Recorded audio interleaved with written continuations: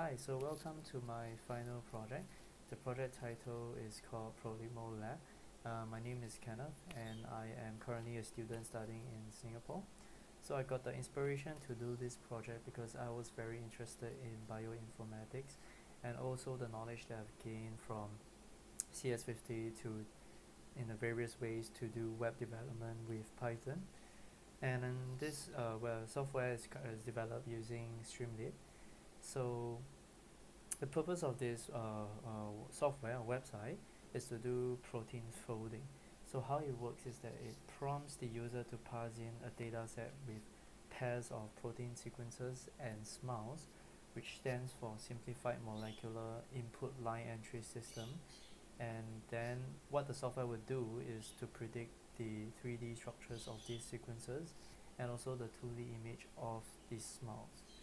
So enough talking, let me begin. So I will first log in.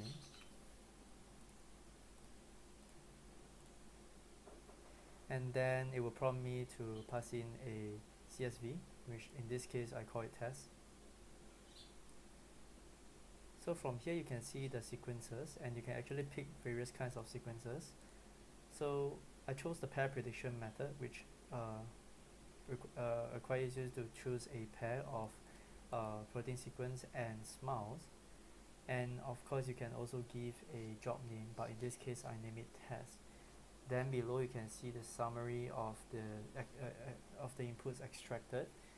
So you can see my sequence, you can see my SMILES and also my job name. Then I will click run job.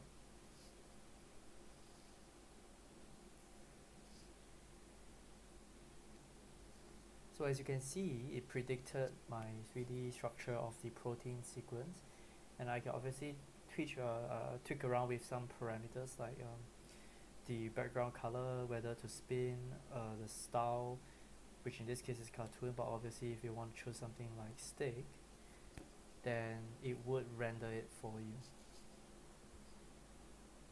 Or maybe you can choose something like sphere.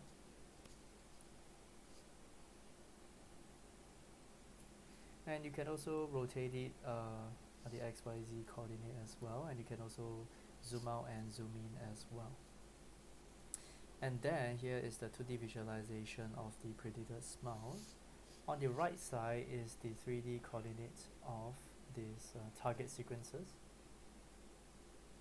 And also bottom left, you can see the 3D coordinates of the ligand, which is also known as the SMILES.